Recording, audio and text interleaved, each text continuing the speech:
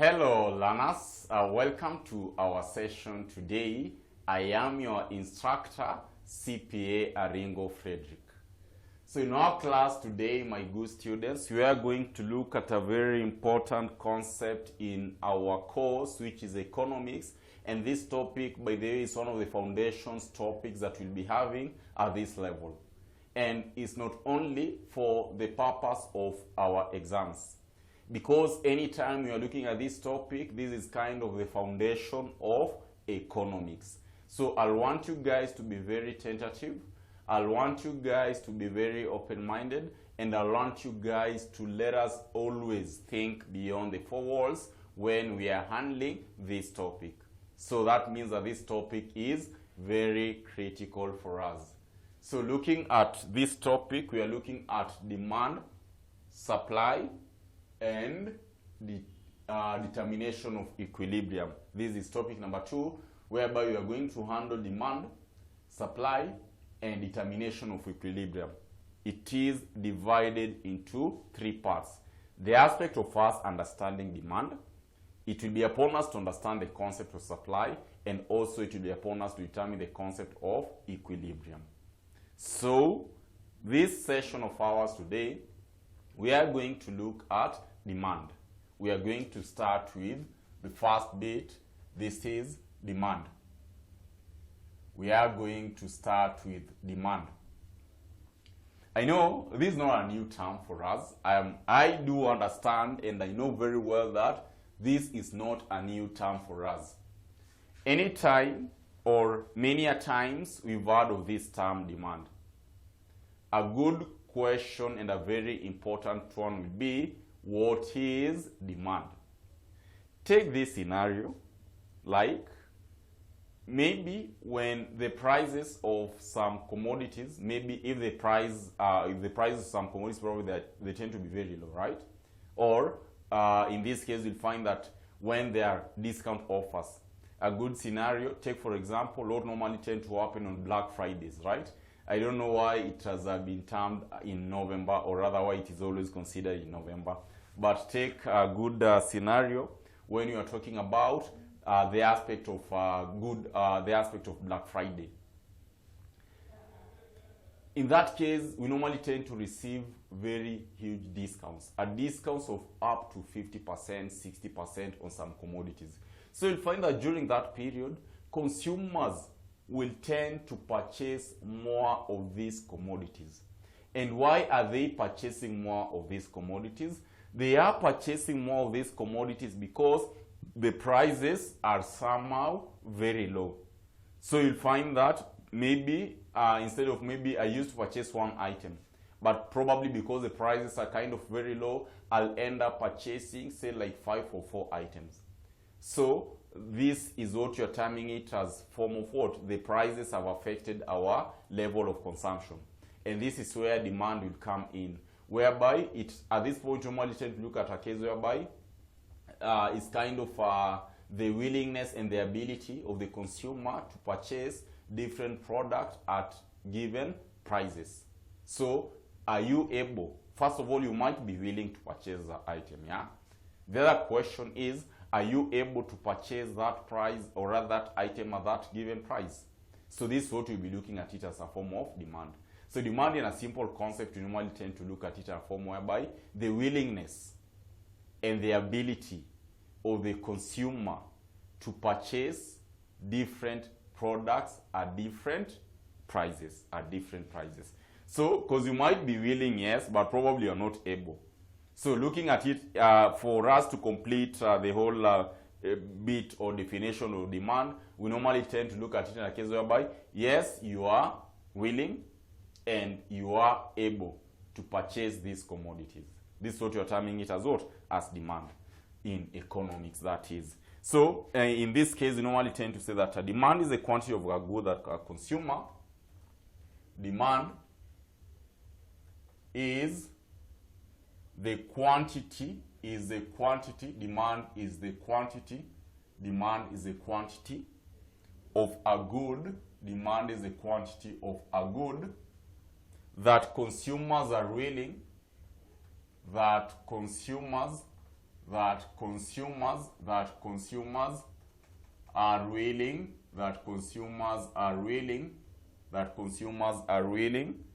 to purchase at various prices. To purchase at various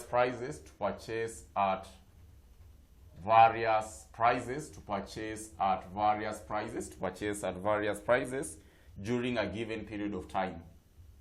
During a given period of time.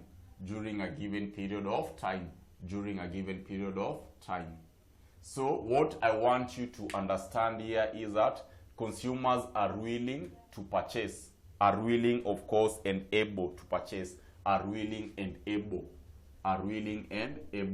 So we're looking at it in a form whereby consumers, they are willing and they are also they are also able to purchase these commodities at given prices during a given period of time. So that's the main essence, so that's the whole essence of all, that's the whole essence of demand. We are looking at it in this case, yes, consumers, they are willing and able to purchase these prices, or rather these commodities at given prices. And of course, we are looking at a given period of time. That is what we are summarizing it as the aspect of what? The aspect of demand.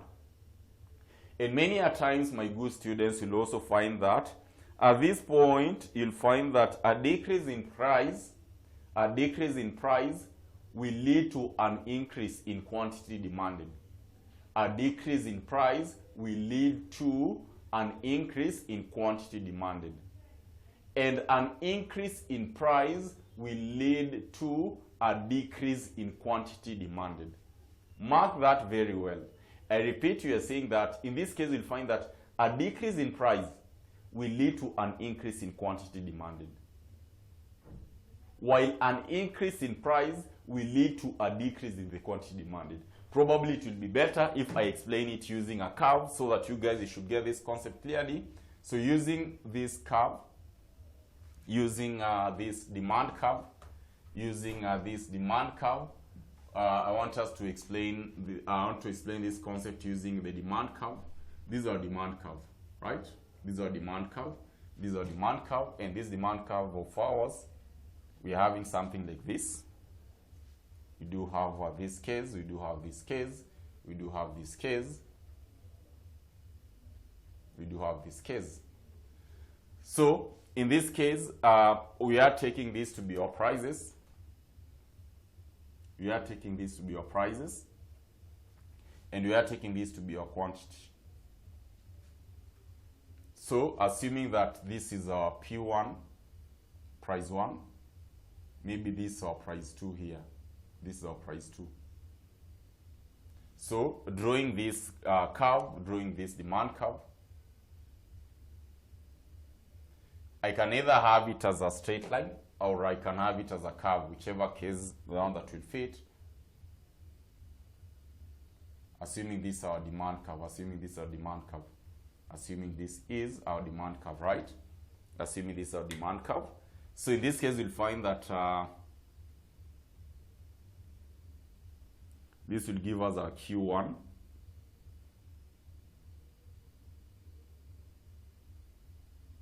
This will give us our Q. This will give us our Q2 and Q1.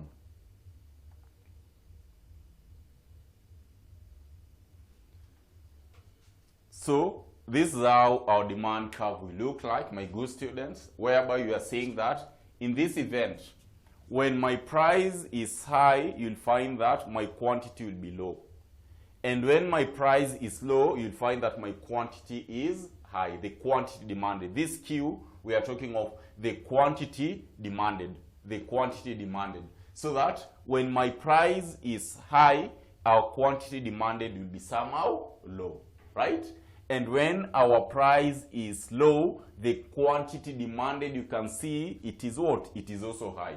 So P1 will give us Q1, P2 will give us Q2. So this is how we can explain the aspect of what? Demand. The higher the prices, the lower the quantity demanded. And the lower the prices, the higher the quantity demanded. And ideally, this is now the law of demand. If you've ever heard of the law of demand, now this is the law of demand. Commonly known as what? Ceteris paribus. Ceteris paribus. So this is the law of demand. So actually, we can look at it in this case. We can talk of the law of demand. How does this law states? Law of demand. This will give us the law of demand. What does the law of demand states, my good student? What does the law of demand states? The law of demand states that, the law of demand states that the lower the price of a commodity, the greater the quantity demanded. The law of demand states that the lower the price of a commodity, the lower the price of a commodity, the lower the price of a commodity, the lower the price of a commodity, the lower the price of a commodity, the lower the price of a commodity, the lower the price of a commodity, the greater the quantity demanded. The greater the quantity, the greater the quantity, the greater the quantity demanded. The greater the quantity demanded. The greater the quantity demanded. And the higher the price of a commodity, and the higher the price of a commodity, the higher the price of a commodity, the higher the price of a commodity, the higher the price of a commodity, the higher the price of a commodity, the higher the price of a commodity, the higher the price of a commodity, the less quantity demanded. The higher the price of commodity, the less or the lower quantity, the lower quantity, the lower quantity demanded. The lower quantity demanded. The lower quantity demanded. The lower quantity demanded. So this is the law of demand. This is the law of demand, my good students. So always, whenever we are saying the law of demand, the idea of ceteris paribus should always come at the back of our mind. Ceteris paribus. Ceteris paribus, ceteris paribus, ceteris paribus, ceteris paribus, ceteris paribus. So that is the law of demand. The lower the price of a commodity, the greater the quantity demanded, and the higher the price of a commodity, the lower the quantity demanded. The lower the quantity demanded. So that is the law of demand. We've also tried to explain that aspect of demand curve at that point, so that you guys, you should understand this concept clearly. After we've looked at that, my good student, another key concept that again we must always grasp anytime you are looking at this concept is the major types of demand that you normally tend to look at. We normally tend to look at the individual demand and the market demand. So probably a good student will ask Mwalimu, what is the difference between these two? When you are talking of market demand, what do you mean? And when you are talking about individual demand, what do you mean? So in this case, I want us to talk about individual demand. I want us to talk about individual demand. I want us to talk about individual demand versus market demand. Talk about individual demand. Talk about individual demand, of course, versus market demand. Individual demand versus market demand versus market demand. Individual demand versus market demand. I want us to see this difference between an individual demand and the market demand. What's the main difference? What's the main difference? What's the main difference? What's the main difference between these two? So looking at these two, if we can start with the first one, number one, explaining number one, individual demand. Explaining number one, the aspect to do with individual demand, if we were to explain the number one individual demand, what will come at the back of our mind? Individual demand. When you are talking about individual demand, my good students, what should we understand? What should we not? What should we not? What should we not? So this is a type of demand, or rather we normally tend to look at it as a form of demand, whereby you'll find that is the demand of one individual or a firm. This is a demand of one individual or a firm. It is a demand of one individual or a firm. And when you're talking about that, what do we mean? Ideally, this form of demand, this form of demand, you'll find that it represents the quantity of a good that a single consumer will buy at a specific price point and at a specific time. We are just looking at the aspect of it represents ideally the quantity of a good that a single consumer will buy at a specific price point and at a specific time. This is what you are looking at, or rather this is what you are talking about. What? This is what we are talking about, the individual demand. So basically, you'll find that in this case,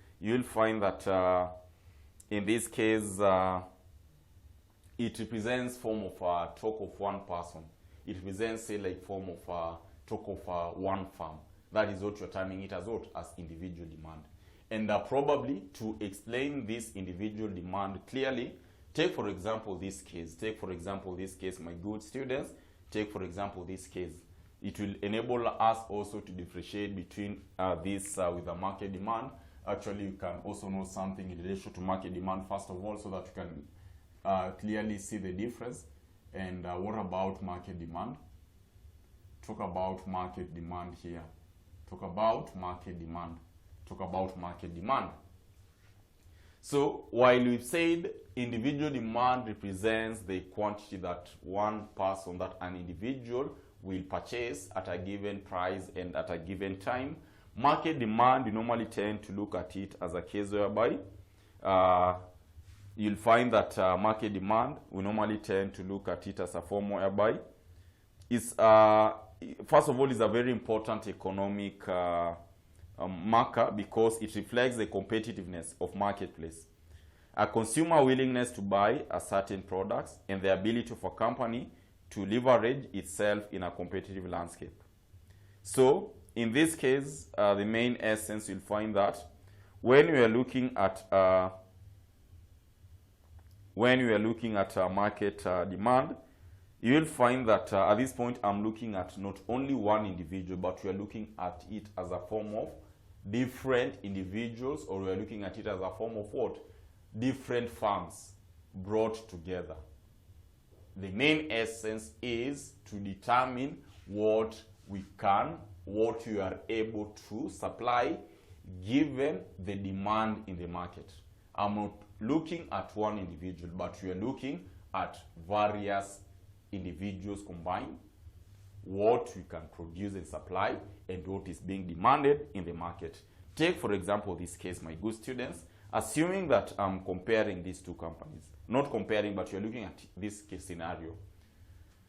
You can talk of Mdarasa probably, and you're talking of, say, like a Strathmore, or rather UON, right? University of Nairobi. So in this event, we want to purchase CPA books. With this, I can clearly extract the aspect of market demand, and you can clearly extract the aspect of individual demand. Take, for example, this is what you're saying, my good student, this is what you're saying. Assuming I'm having CPA books here, we want to purchase CPA books. Okay, we are looking at Mdarasa here, and you are looking at University of Nairobi here. University of Nairobi, UON.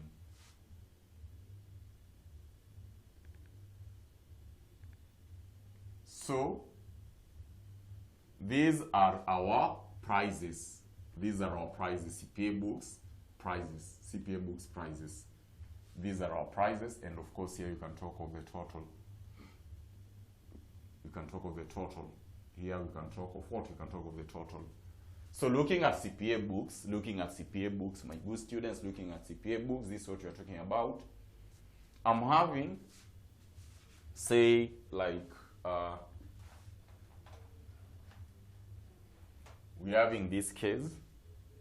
Maybe if the price is 500, talk about 1,000 shillings, talk about 1,500, talk about 2,000, and talk about 2,500. Okay? Quantity, our Q, and our Q. So talk of 6, 4, 3, 2, maybe 0. Talk of, say, 5, talk of 3, talk of 2, talk of 1, talk of 0. And talk about our total here. This should give us 11, this should give us 7, this should give us 5, this should give us 3, and of course I'm talking of what? I'm talking of 0. I want us to have a difference between the market demand and the aspect of what? Individual demand. So I'm very sorry, just a minute, let me change my battery. I want us to look at the difference between these two. I want us to look at the difference between these two. I want us to look at the difference between these two.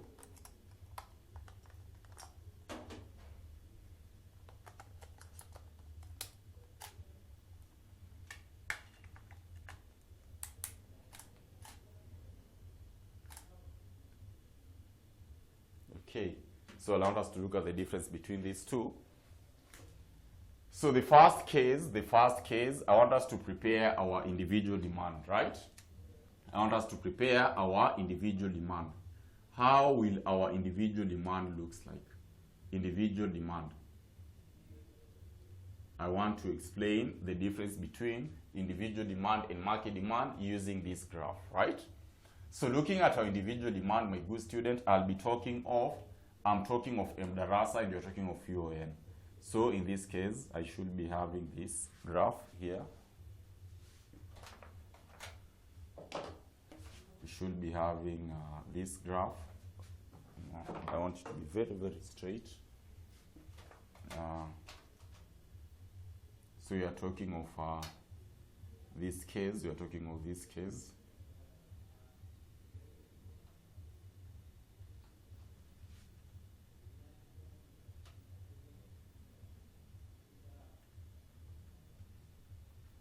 We are talking of these two cases here, whereby this is MDARASA.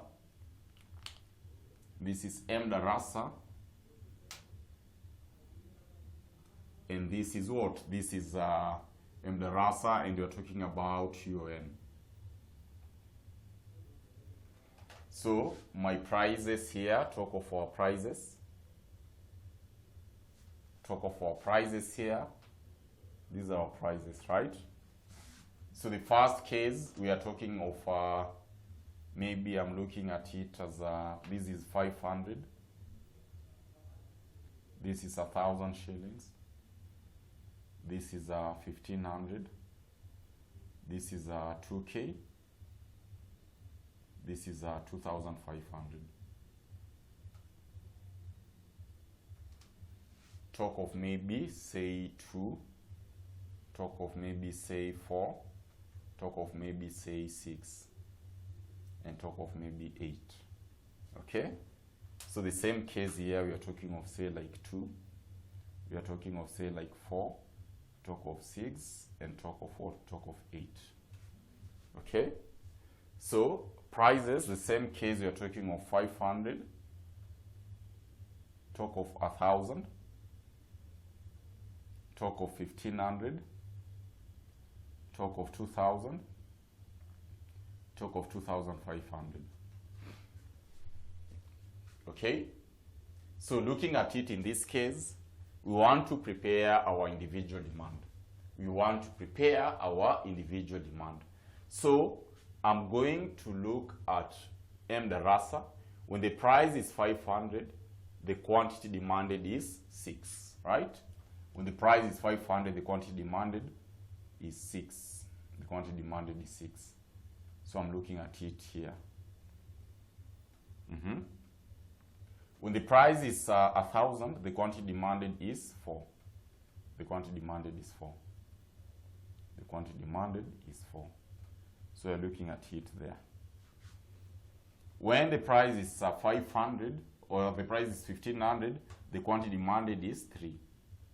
So we are talking of 3. We're talking of 3. So 3 probably is somewhere here. 3 is somewhere there, right? When the quantity, or rather when the price is 2,000, the quantity demanded is 2.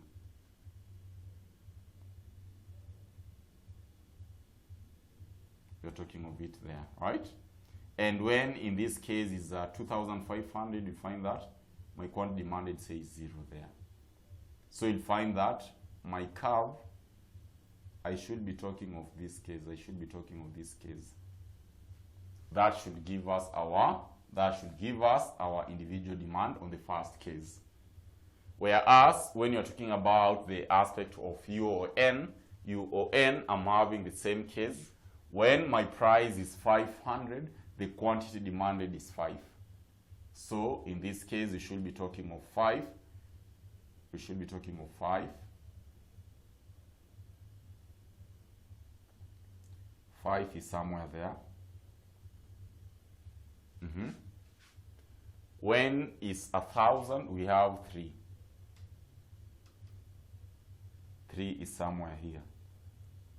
3 is somewhere here, right? When is 1,500, the quantity demanded is 2. So when is 1,500, the quantity demanded is, say, not 2, yeah, is 2, correct? Is 2. So my 2 is somewhere here. And when it is 2,000, our quantity demanded, say, is 1 shilling. So 1 shilling, or rather, quantity demanded 1. So my 1 is there at 2,000. So assuming is there, right? And 0 there. So my demand, we should be having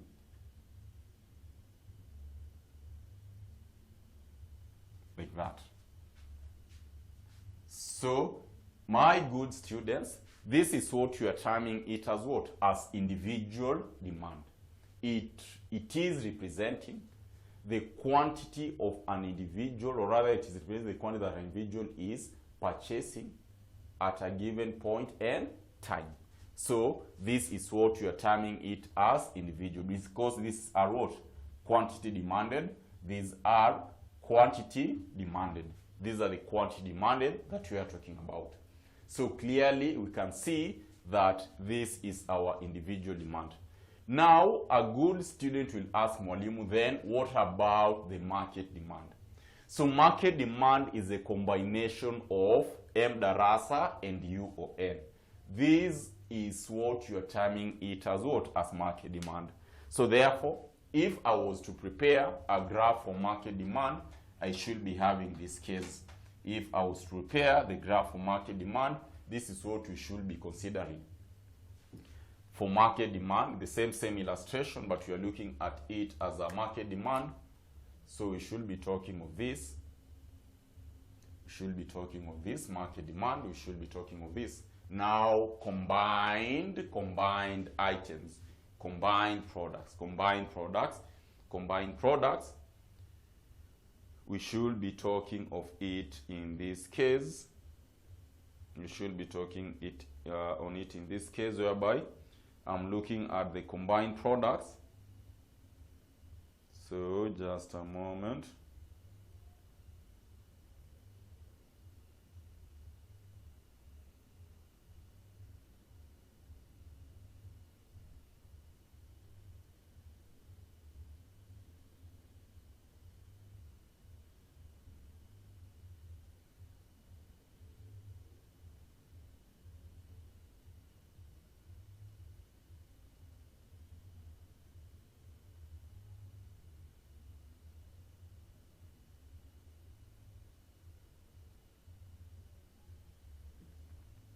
Okay, So we are saying this is what you are going to do, my good student. It's just a combining, right?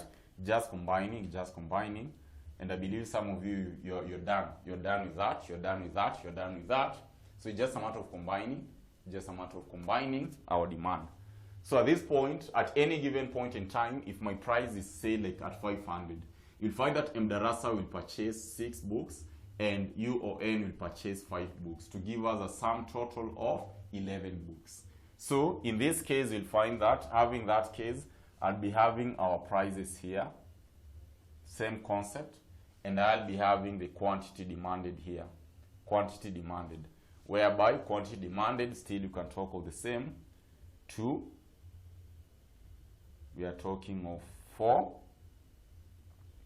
we can talk of 6, we can talk of 8, we can talk of 10, we can talk of 12, right? This other case, the same concept applies. Talk of 500, talk of 1,000, talk of 1,500, talk of 2,000, talk of 2,500. Okay? So, in this case, my good students, in this case, at any given point in time, when my price is 500, for example, you'll find that the quantity demanded in the market, I'm going to combine the two for Mdarasa and UON to give us what? To give us 11. So therefore, I should be talking of when my price is at 500, our quantity demanded will be 11. So I'm having this case, I'm having this case. So 11 will be somewhere here, 11 will be somewhere here, 11 will be somewhere there, right? So after that case, when my quantity, or rather when our price is 1,000 shillings, the quantity demanded in the market, I'll be having what? 7. So I should be having 7. So my 7 at 1,000, at 1,000, at 1,000. Our 7 will be somewhere here. Our 7 will be somewhere here. Our 7 will be somewhere here. Our 7 will be somewhere there. Then if our price is at 1,500, my total demand will be what? 5. So at 500 we have 5. So my 5 will be somewhere here. We are going to have 5 somewhere here. We are going to have 5 somewhere here. So at that point, right? Then at 2,000 we are talking of 3. At 2,000 we are talking of 3. So at 2,000, 3 is somewhere here. 3 is somewhere here.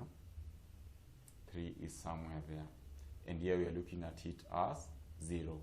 At 2,500, you are looking at it as 0. So therefore, my demand curve, I should be talking of something like this. Should be talking of something like this. We should be talking of something like this. Demand curve, we should be talking of something like that. We should be talking of something like, we should be having this being our demand. Now this is market. Market demand. Market demand. Market demand. Market demand. And ideally, that is the difference between when you are talking of the aspect of individual demand and when you are talking of what? Market demand. That is the main difference, my good students. That is the main, that's the main difference. That is the main difference. So the moment you've looked at this, the next class, I'll want us to introduce the types of demand. I want us to talk about the types of demand, whereby we'll be looking at effective demand, derived demand, joint demand, and composite demand. So this is what I want us to handle in the next session. To this point, thank you so much, my good students, and let us meet in the next session. Thank you.